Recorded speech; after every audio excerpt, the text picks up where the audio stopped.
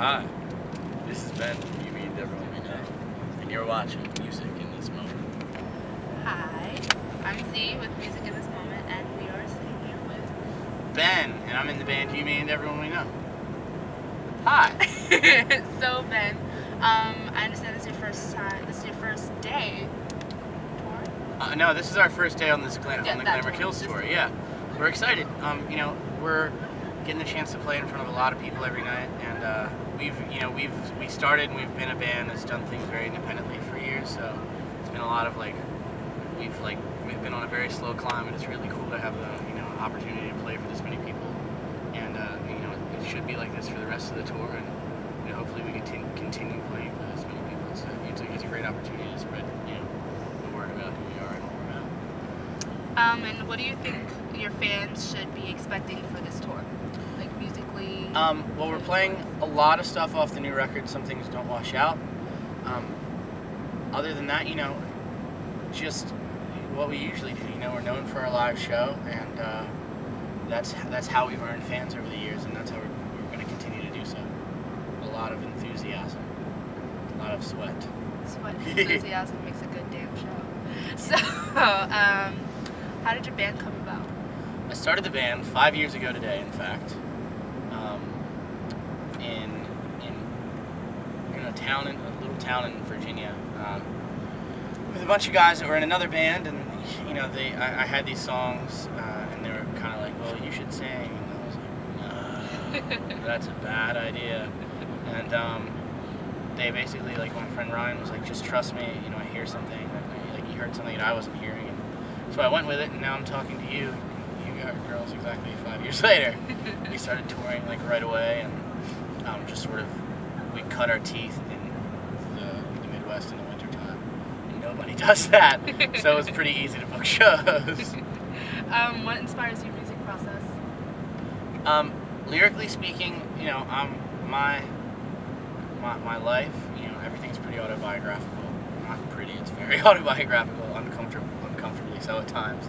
But beyond that, I wanted to play and write music that I wanted to hear.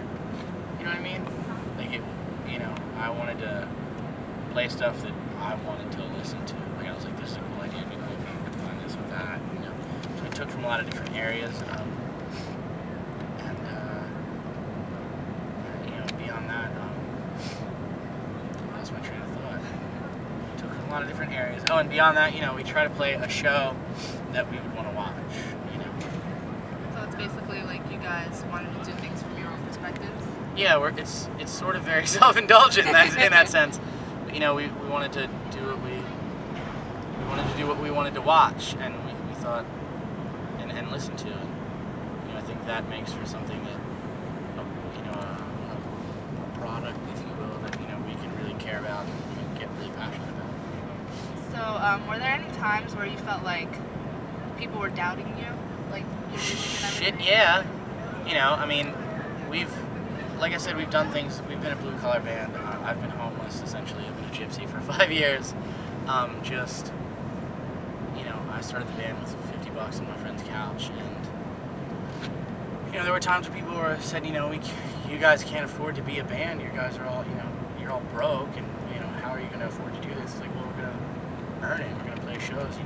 We would tour until we ran out of money, and then we'd go home and work, and then we'd tour until we ran out of money, and eventually we stopped running out of money. So it worked out in that sense. But yeah, people have doubted us, but I think that has only at times driven us to work harder. If someone doesn't believe that you can do it, it's not necessarily gratifying to spite them, but it's a motivational factor at times to overcome an obstacle, because that's just an obstacle.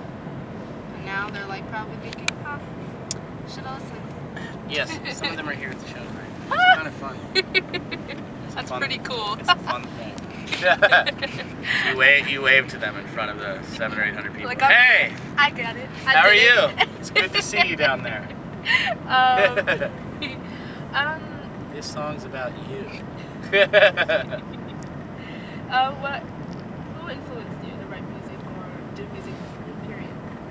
It's weird. I never, me personally, like the rest of the guys, they live and breathe this shit.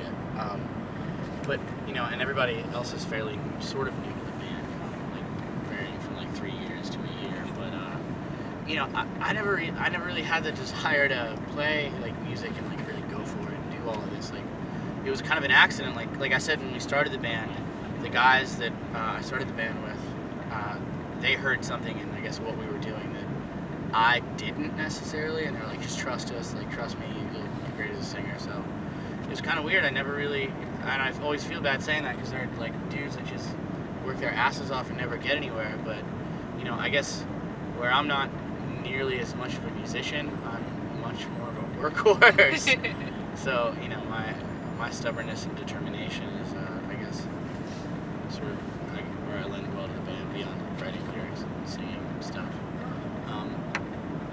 But it was just kind of a fluke, I had some problems and I wrote about them, and then they seemed to fit well into a melody, and it was all a very weird snowball from there. Do you like the lineup of the tour? I do. Everybody's. We just started the tour, but we've known some of these people for years. We toured with the In Crowd a year ago. Like some of the staff that works for the Ready Set, I've known them for years.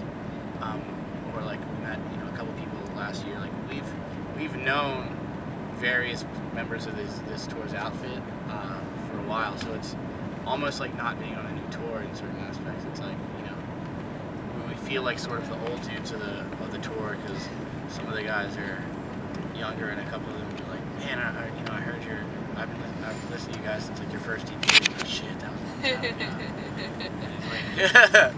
But it's cool. I love it. Everybody we've met has been so nice. We met most of the people involved with this tour previous to the tour, so we've known who we were getting involved with. We were spending time on the road with, which is great.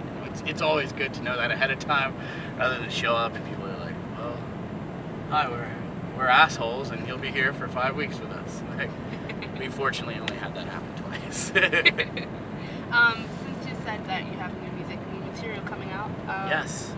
What should your fans be expecting? Well, it's officially announced at this point. We're going to be releasing a 7-inch and a CD and an EP called Things Are Really Weird Right Now with Top Shelf Records. It's going to be out around the end of April, beginning of May. May 3rd. We may have copies for sale at Bamboozle. But we took we didn't go in any really weird direction. But these songs are, I'm really weird about talking about new music. It is your We definitely, there's an acoustic song on the record, which we've never done before. And we took some lessons from our Motown influences a little bit. So I'm excited though. I think it's pretty cool. Well, we know you're playing on Bamboozle, and we're excited yes, for that. I'm excited. It's been 3 years. Really? Yeah, we played Bamboozle about 3 years ago, and I dressed up like Steve Zissou for the set, accidentally on purpose.